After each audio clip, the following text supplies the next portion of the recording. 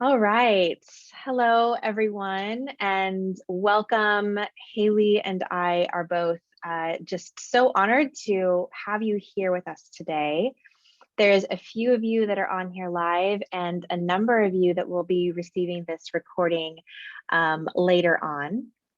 My attention is going to be jumping kind of back and forth between the screen, the video screen, and also the participants that are in the waiting room waiting to be admitted. So thanks for kind of bearing with me and being patient with that. So today in this hour-long conversation, Hayley and I are on here to discuss with you this world and entering this world either as an expectant parent, maybe you have twins, triplets, multiples on the way. And I think what's likely is that you may be a doula, perhaps experienced without a lot of direct contact with a mother of multiples.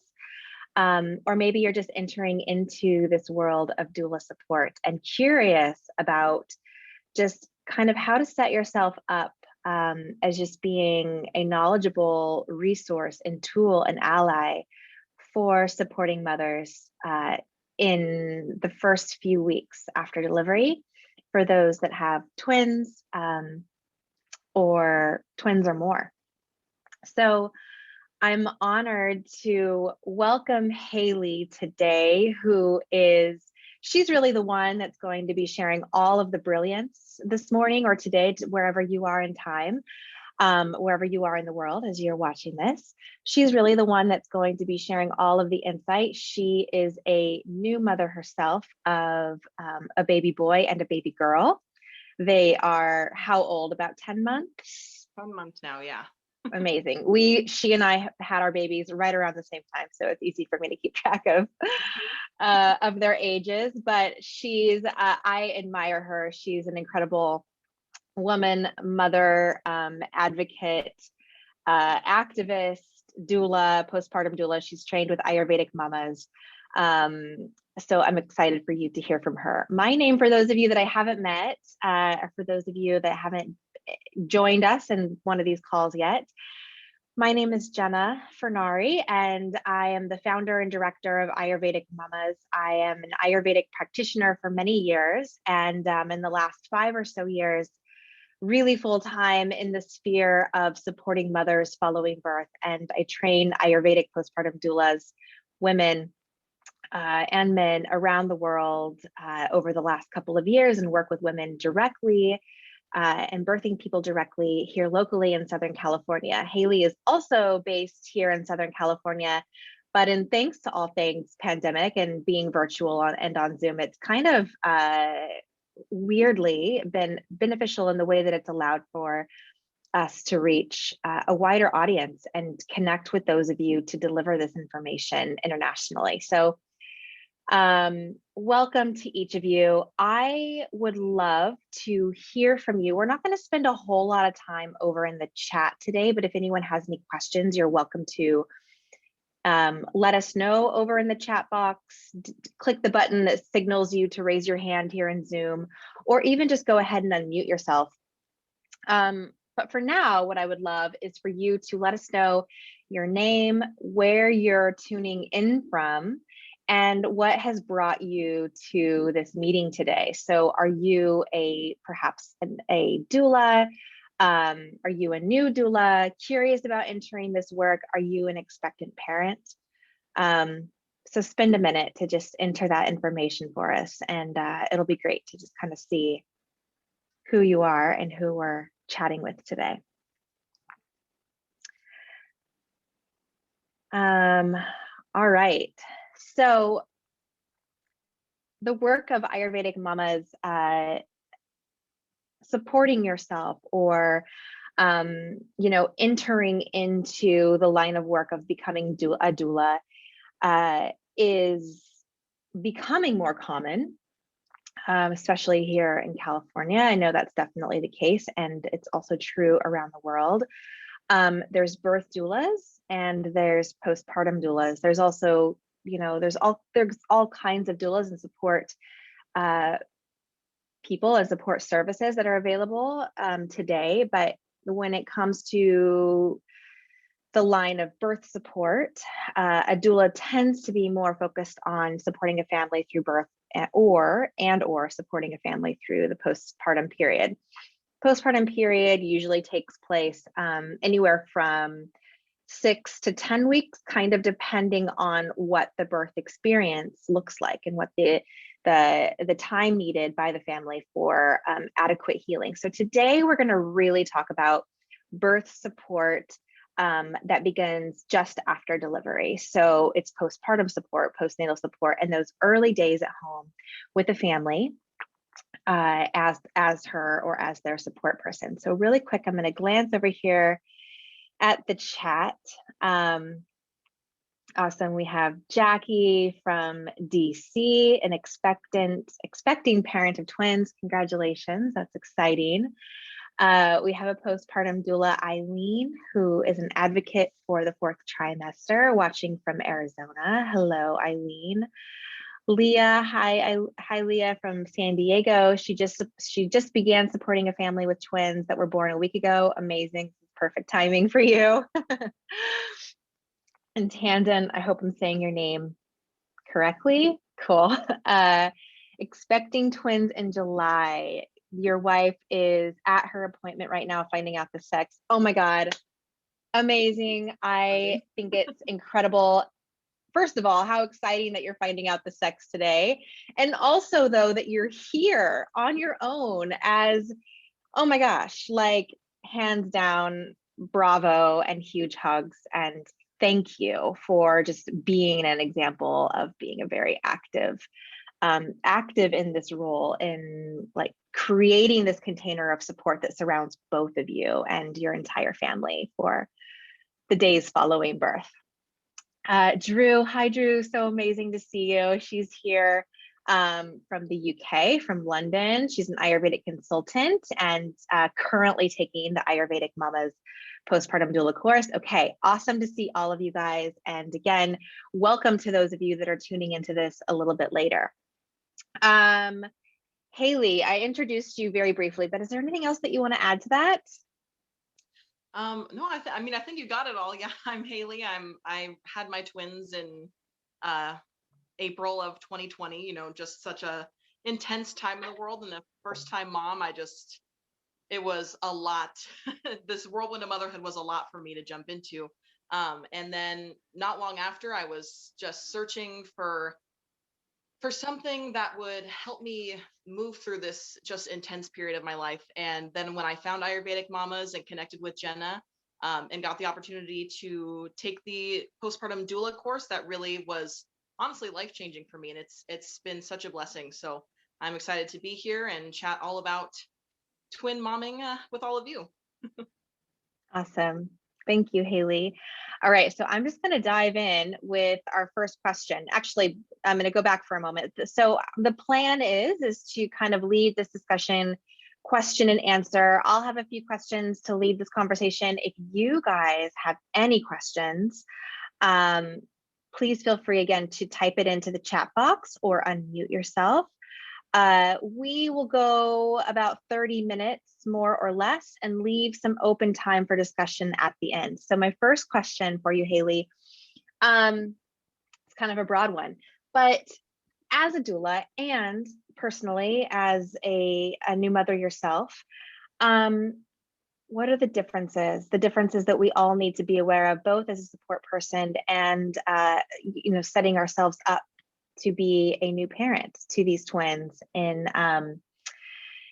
just the preparation that can take, the important preparation to take place prior to birth? Yeah, I would say, and I just want to preface that nothing that I am about to say is to say that like singleton parents don't have a lot on their plate or anything like that, because it's for sure it's a lot no matter how many kids you have.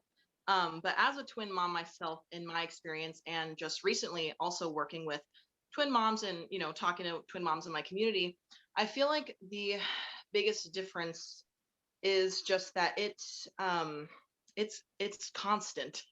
It's how do I put it without I hate using that term like, oh, it's survival and it's, it's all you're doing is taking care of babies. But those early weeks really are just, it's so hard to take care of yourself and to take care of two newborn babies.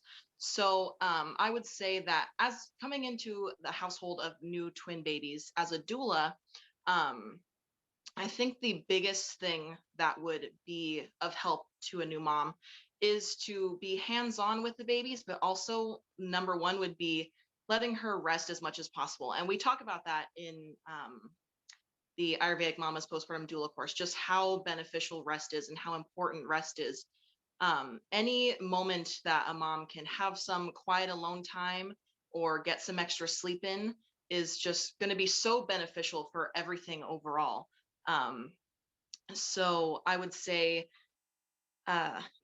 this is also to say that if you are able to do, overnight doulaing or things of that nature, that's going to be just incredible for new moms. Because I think for a twin mom, sleep deprivation seems to be the number one thing that really, makes being a new mom challenging when you are, especially if you're breastfeeding, you know, every hour constantly, or if you don't have ample support at home. Because for me personally, when I was just a few weeks postpartum, it was myself and my fiance, and then my mom came.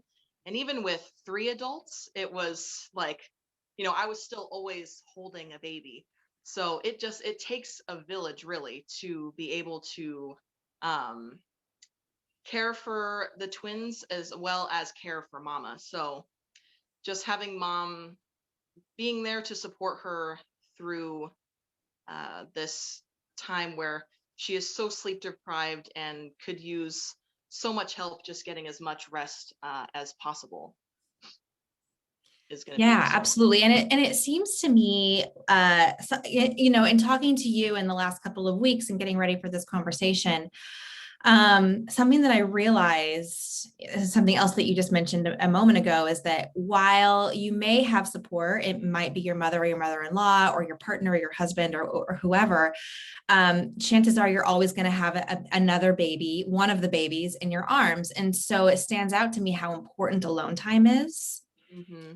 And how hungry you may end up feeling for it, right? I mean, so another thing too, and I know that many of us can probably relate to this as parents ourselves or as being active in birth support, postpartum support, but what I find is that first of all, as a new mother, you're exhausted, you're tired, you're lacking sleep, and you're just like, you want to sleep the first chance you get. So when the babies are taken off of your hands, that usually is one of the first things that you do is go close your eyes, if it's critically needed. But one of the things that you crave is even just 5 minutes, 20 minutes to take a long, uninterrupted shower. Mm-hmm. And so what I find really helpful in my line of work, working with setting up new families to prepare them for birth, is having these conversations prior to babies arriving, so that that may be the mother, it may be the partner, can help to, by being the ally, and can help to enroll other people in their life. It might be a neighbor, it might be a best friend, and hopefully, like, these times of pandemic are close to being behind us, so we can open our doors to other people coming into our life and to other people showing up. But engaging other people in our close world and within our close network, if they're not able to hire a postpartum doula, or say they're not with them full time, whatever, having other people there and making sure that they know they're not just there to visit. They're not just there to meet the babies. They're not even really just there to warm up your food and clean your kitchen, but take your babies off your hands. Not necessarily so that you can sit there and let them know, oh yes, they're beautiful. I'm so lucky. I'm so fortunate to have healthy babies. I'm feeling great. Like, skip all of that. Yeah. Hand your babies to your support people And again, it could be your partner, it could be your whoever. Hand your babies to your support people and then get out of there. Like, Yeah. go take a shower. Mhm. And then make yourself a big like mason jar full of water, go hop in the shower, make it a long one, and then bed. Like those three things: hydration and food. A little bit of self-care, and self-care being a long hot shower and rest. So important.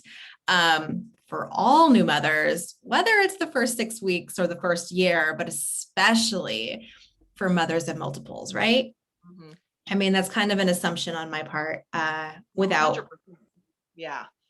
And I feel like when, I've talked to other moms too that have experienced this, when, like you said, having that quiet moment alone, but that anxiety that comes with nighttime when like, I'm not going to get any sleep tonight. And you still, once you finally have a quiet moment alone, you start like wanting to clean the house or wanting to do other things, or like just have that moment like outside of motherhood, whether maybe read a book or watch TV or something. But it's hard to find that balance, especially when you don't have a lot of help, to like want to have some stimulation outside of taking care of babies, but also really needing to sleep too. Yeah, absolutely. So let's talk about, I mean, let's just get specific, like nuts and bolts of what an allyship and those people, the role that they might have. And so we can talk about specifics. And then also more of like the mental and emotional support that's needed. Yeah. Well, having, like you said, having that, if you are able to set up your support systems before birth, because I definitely did not do enough of that. I was really fortunate that my mom was able to come and help, but definitely having people who um, have like a set role. If it's like trading off times during the night, like for me personally, I had like a schedule of, okay, I would have them from this time during the day, and then fiance would take over from 10 to 2, and then mom would take over from 2 to 5, or just having different roles that everybody can communicate with and agree on, and have that like a set schedule. Because as much as it's hard to have any sort of schedule when there's new babies, being able to at least have something that's like set in stone to know that you have help at these times of the day. So at least when you're thinking like, oh, I am so tired, but at least at this time, I'll be able to get in a few hours of sleep and actually get in those hours. Don't go and clean the kitchen or, do things around the house, but actually getting that rest.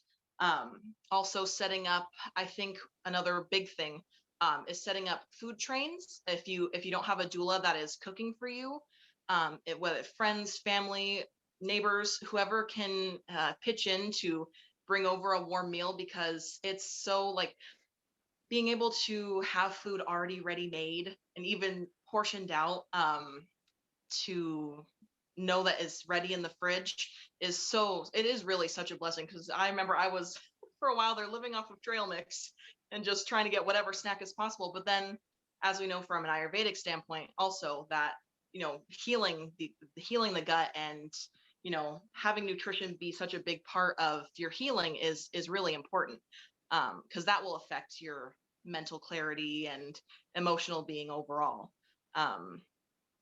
And besides that, specific roles, I guess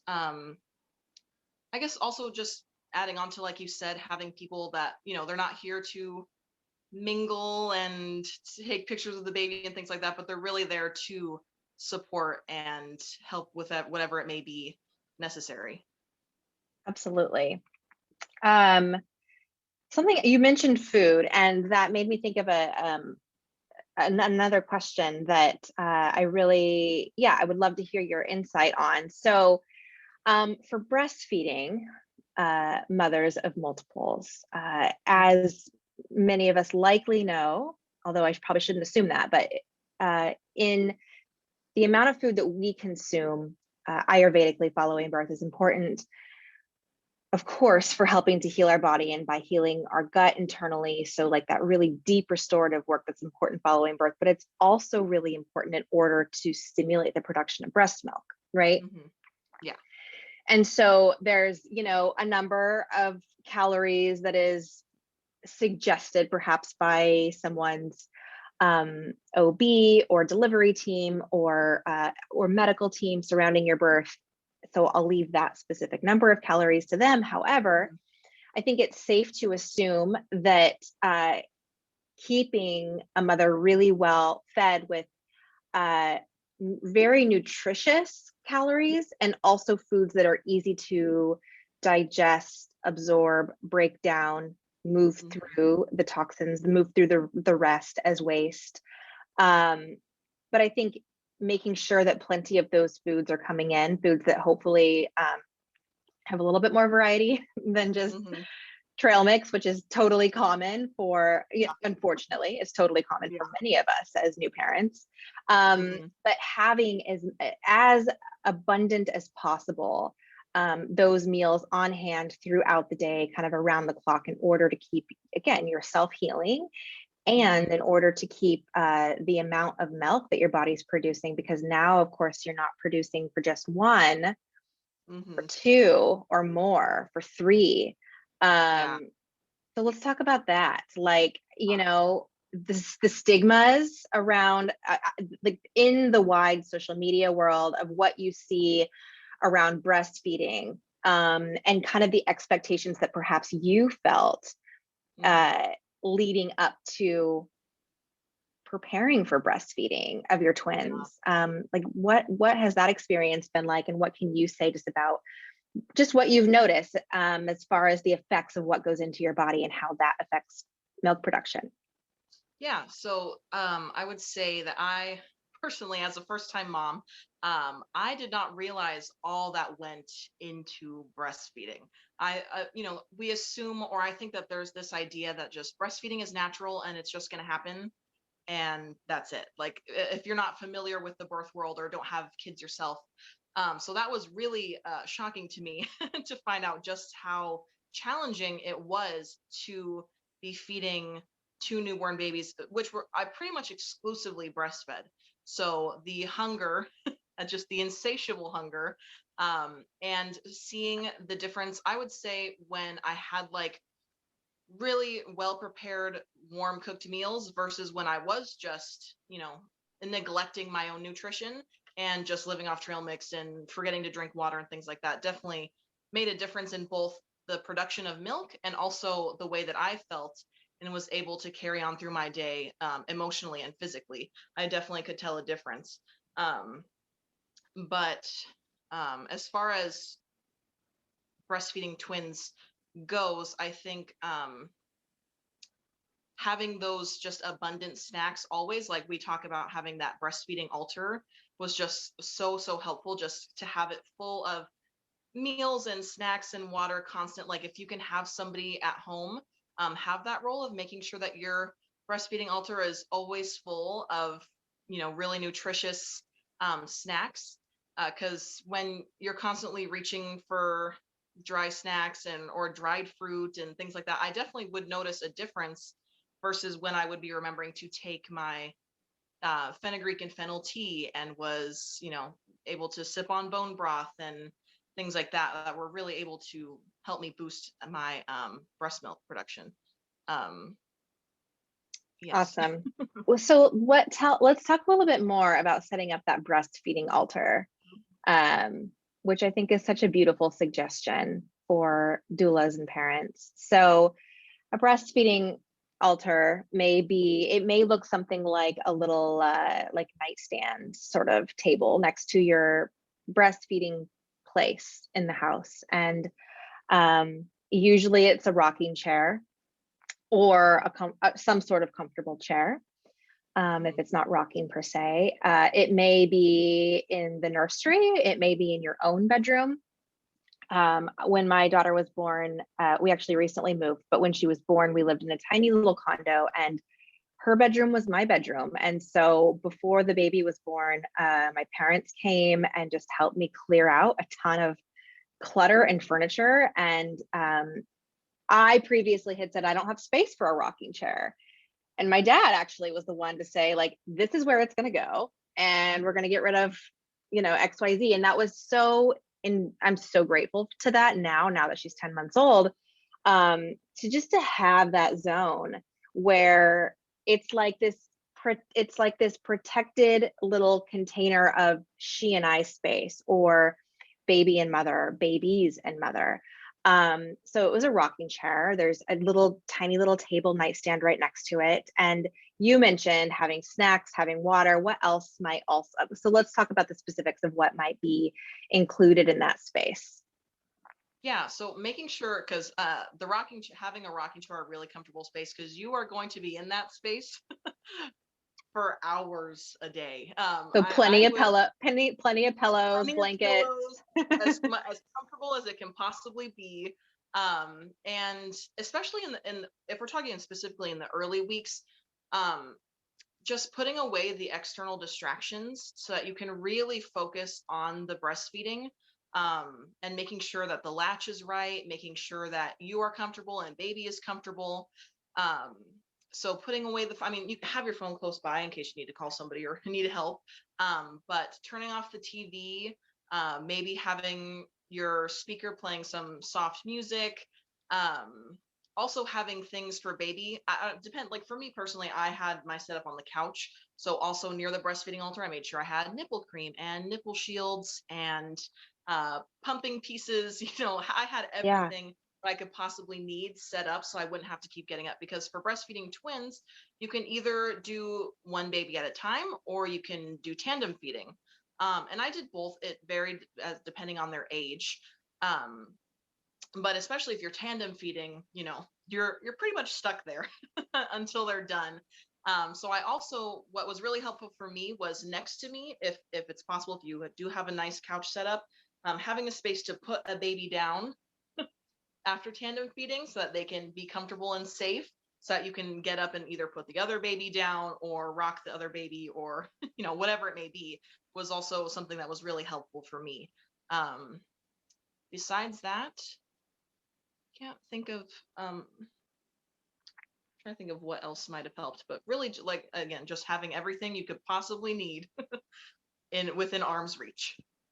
Yes. Beautiful. I love it. That's so great. And I also think it's something else I'm glad you added in was having like a comfortable little like bassinet of sorts, like even if it's just like a comfortable place on the bed with like some blankets rolled up where you can set your baby. It doesn't have to be a fancy bassinet, but somewhere where you can like place your baby so that you're not so you have a little bit of freedom when it's just you and one, or even just you by yourself when those two babies are sleeping. Yeah. And for any of the twin moms, but for any of the twin go moms, ahead. I would 100% recommend the twin Z pillow. It's a little bit more pricey, but if you are wanting to try tandem feeding or even just need a little bit more support, it's a pillow that wraps around your waist and buckles like a seatbelt, so that you're able to easily lean back and tandem feed twins. It's the greatest invention, in my opinion, for twin moms that has just been so helpful.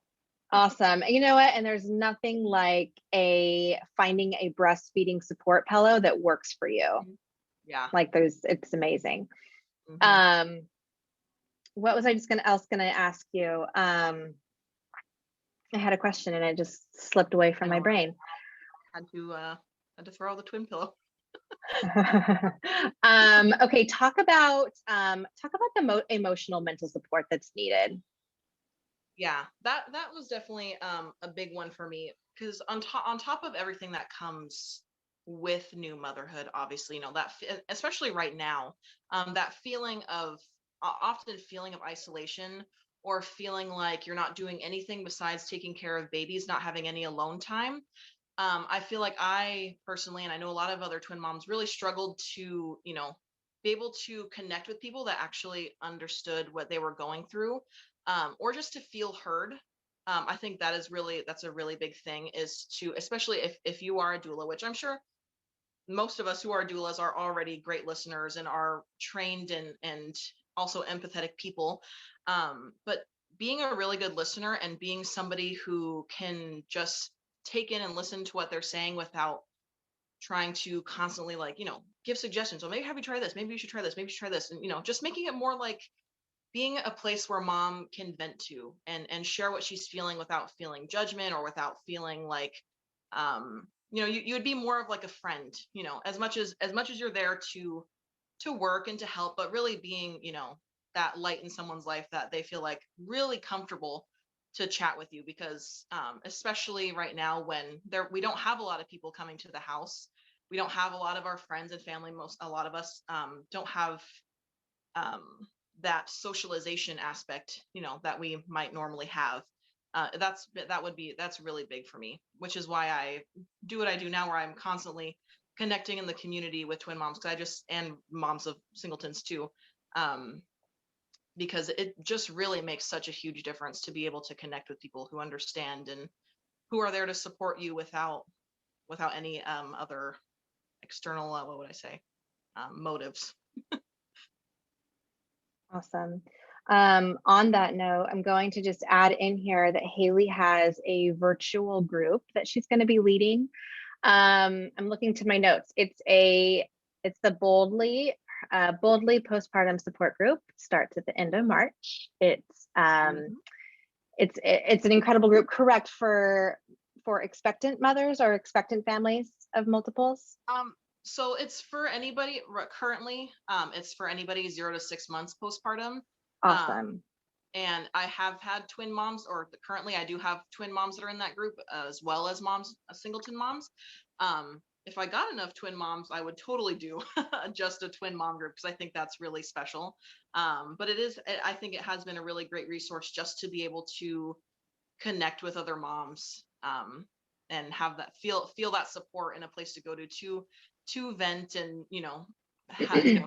talk with other people that outside of just chatting about breastfeeding and things and things that are day-to-day challenges. Absolutely. And I've had so many conversations, and I've felt this way personally myself in the past, but I know that as an active postpartum doula, it's common to go into a home and to feel like you have to be busy, like you have to actually do something, like you have to actually have your hands in something, whether it's like tidying up the kitchen or warming up the meal or whatever it may be, or even answering like specific questions that a family might have around sleep, breastfeeding, newborn care, whatever it may be. However, like the specified role of a postpartum doula, whether it's a postpartum doula that specializes in Ayurveda or not, but part of your role is being there as mental and emotional support. And what that mental and emotional support often looks like is just holding this really safe container for them to process. And it might be communicating with you. It might be actually having a conversation. A lot of times when those conversations take place, sorry, I just got a notification for the waiting room. So a lot of times when those conversations take place, it's kind of like a verbalized real life in-person therapy that's happening for them.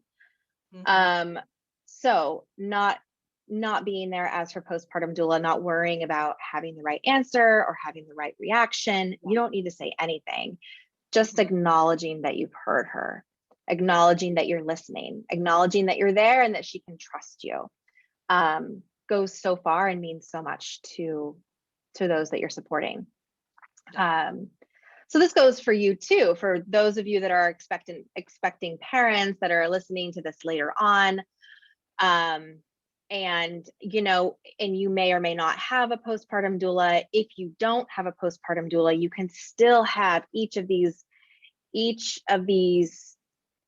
recovery tools in place, again, by engaging and enrolling those that are in your life, your partner, your neighbor, your best friend, your sibling, your older children, whoever it may be. I would love, let's hear from you guys for a moment. So Hayley's shared so much. Let's pause. And does anyone have questions or comments? as far as things that you've experienced in either supporting mothers of multiples or, you know, experiences that you may have questions about that are ahead.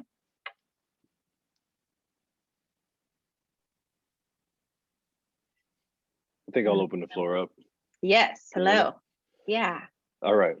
Yes, ma'am. So first of all, thank you for putting this on today. It's very helpful. I think my wife has done a little bit more research, much more research than I have done, but I saw this opportunity to jump on. So thank you for hosting this today. Yeah. A couple of questions. First one I'll ask is as far as the snacks and I like the breastfeeding altar that you mentioned. Best snacks and food and other items to promote milk and to promote sleep as well. And what would be the best thing? You mentioned dried fruits, which I'm a fan of. My wife will pretty much eat anything that she doesn't have to cook at this moment. So just want to make sure we got the right stuff next to the bed. What else would you recommend? I think the broth is also another good one. Is there anything else you would recommend?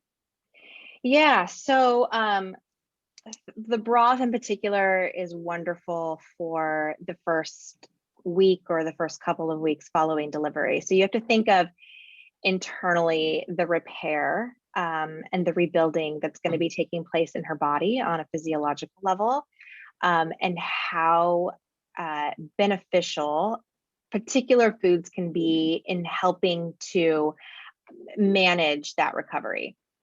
So the foods that I like to really promote postpartum are foods that are easy to digest, easy to absorb, easy to break down, foods that aren't going to cause her, you know, any digestive upset, any like bloating or constipation. So she knows what those foods are. And what you guys might do is like put together a list of recipes that you or anyone else that might be in the picture that can perhaps support with food preparation. So it might be other people in your life. Share a couple of recipes that you know would benefit her. So there's particular ingredients that are wonderful for, again, helping to recover and also help to promote milk production. I've created an Ayurvedic Mama's recipe ebook that when I'm done talking, when I'm done in a moment, I'll enter it over in the chat box so that you have the link. It's a recipe ebook with like over, I've lost track of how many recipes, 40 to 50 different recipes that are amazing for that initial postnatal recovery period. If you want to put into Google like kitchery recipes, and I'll spell it over here because it might be something that you're not familiar with. Kitchari.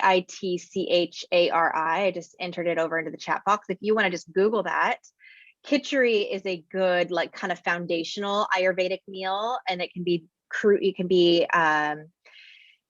put together in a number of different ways using different vegetables. The base of kitchery is ghee, which is clarified butter, which is an amazing ingredient for your wife following delivery. It'll help to hydrate her tissues inwardly.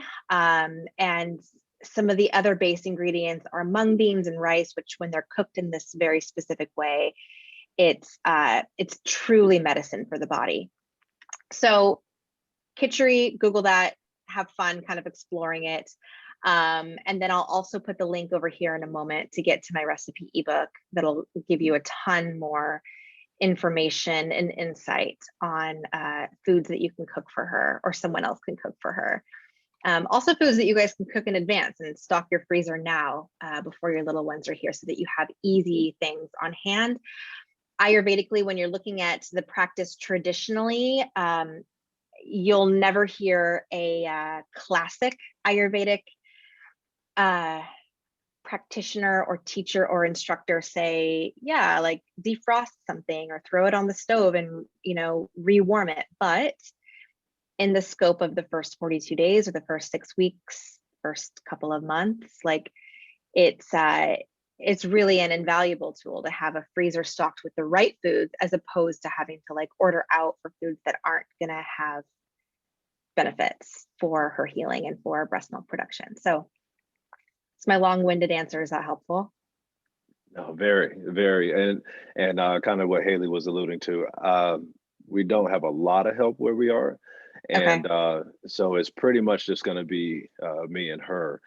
With that said, as far as the switching off, I'm assuming that switching is more, I take breast milk bottles and take the babies out of the room so she doesn't have to look at them all day, every day.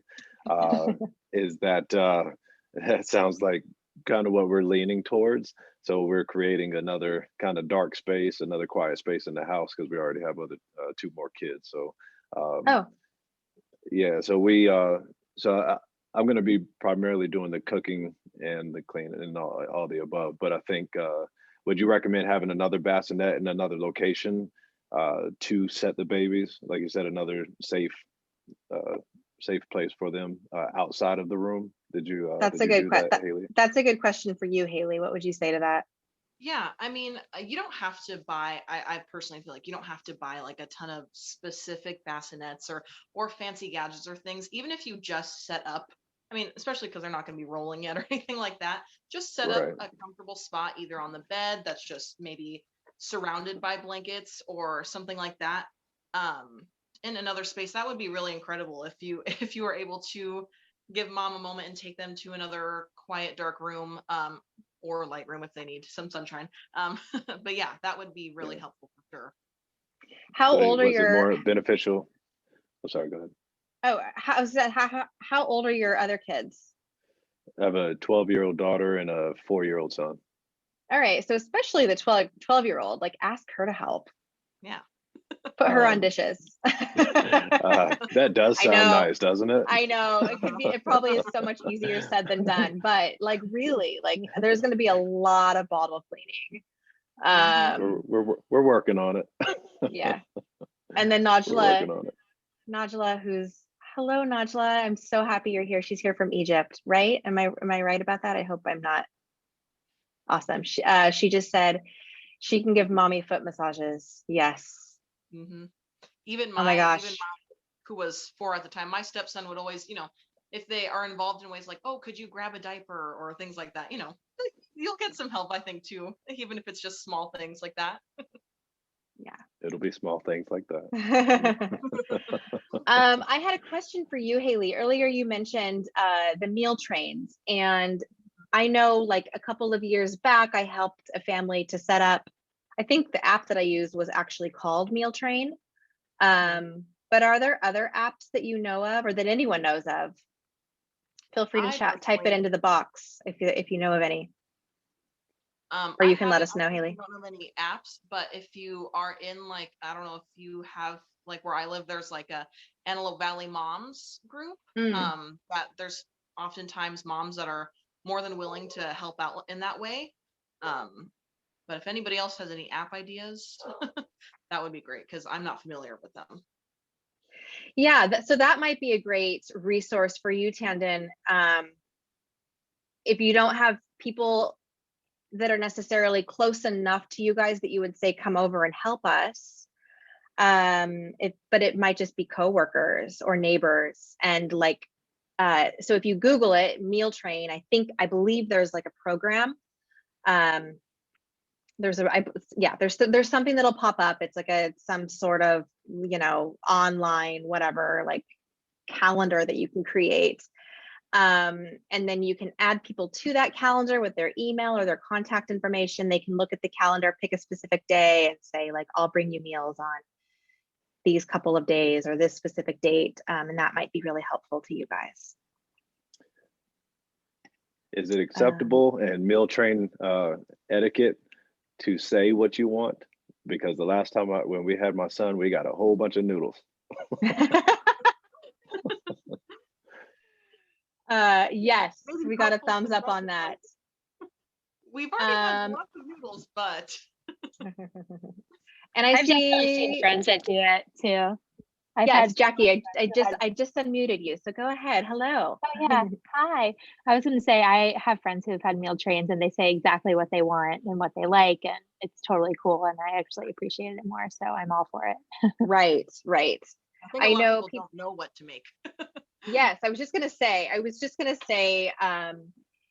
you know, my own family and friends that live nearby after my daughter was born, they asked for just that. They said, yeah, I'm happy to bring you food. I think they were also a little bit worried because they knew that I was, you know, favored more like Ayurvedic foods, which I'll just say that Ayurveda is an incredible practice, incredibly beneficial meals, and just like a preparation and system that you can use for your body, but it doesn't need to be followed to a T. It doesn't need to be followed 100% of the time in order to make it effective. Like, this is 2021, this is modern times. Like, do what works, and if you can throw in a khichdi dish here and there, like, awesome. Yeah.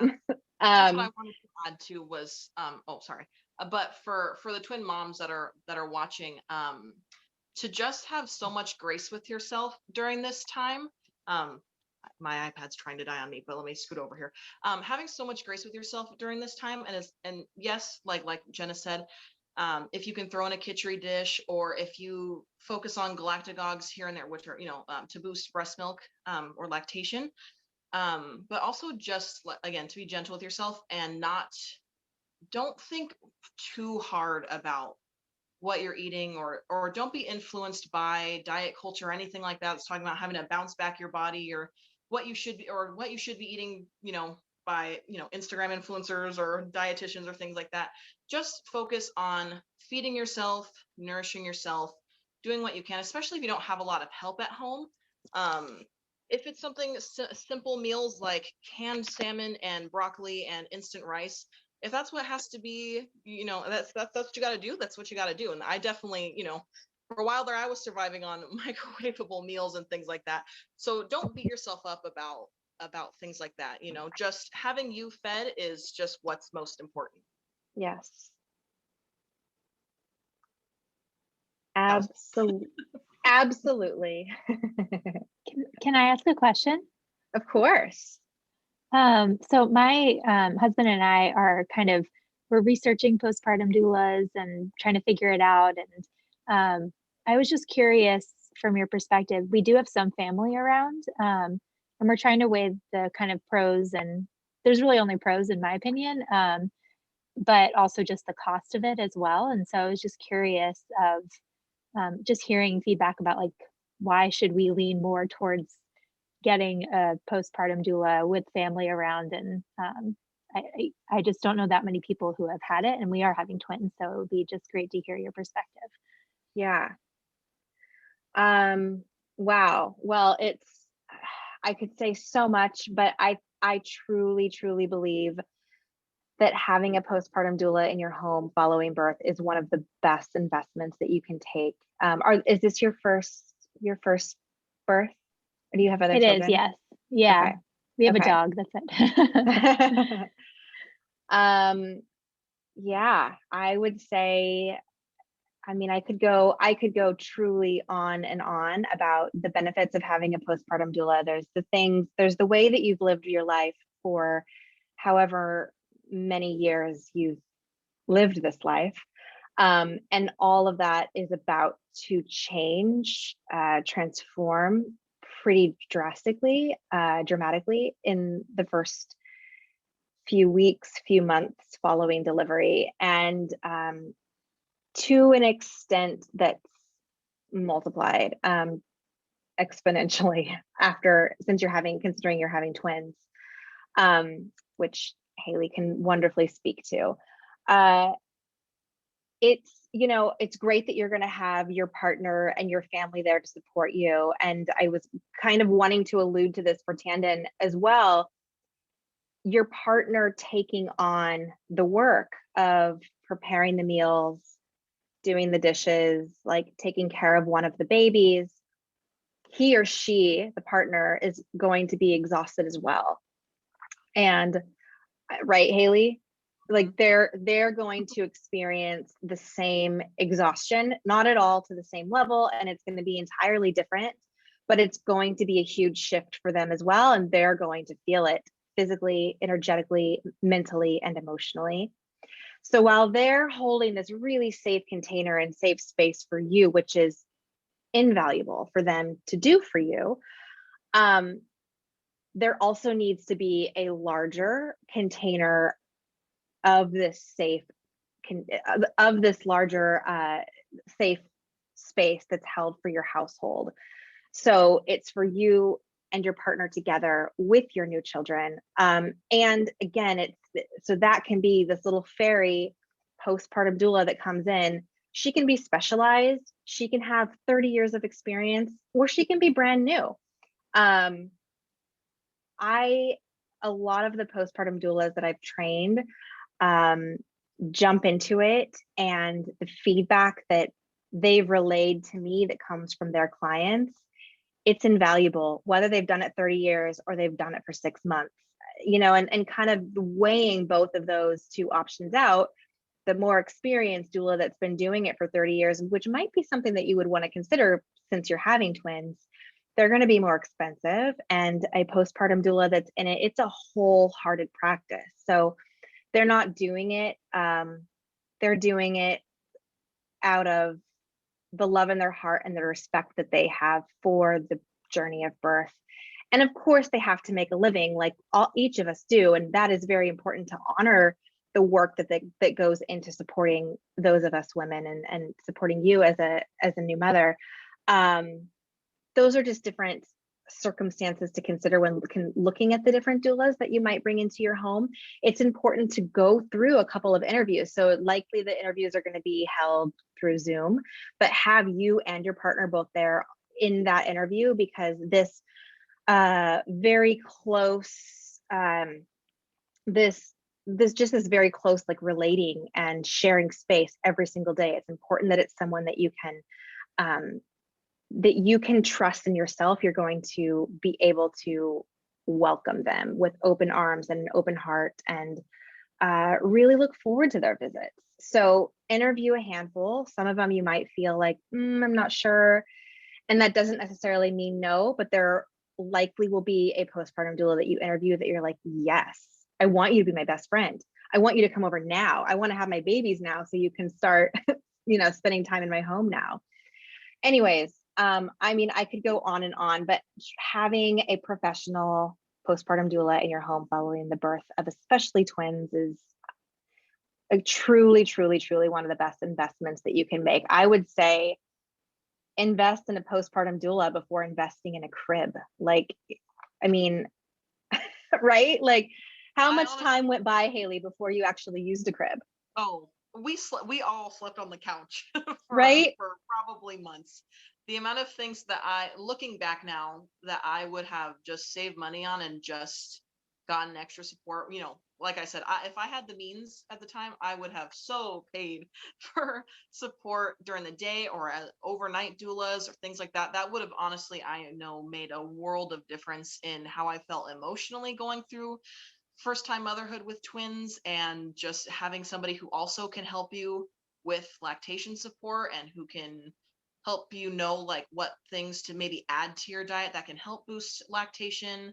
All the things that they are trained on that, maybe for example, my mom, she breastfed me, but that was years ago. So she has experience, but not in the way that somebody who has like trained to be able to support you through that has. So I think that's a really good point. Also, our Mhm. families, all of our parents, they come from a different generation. Yeah. Right. So Mhm. I love them.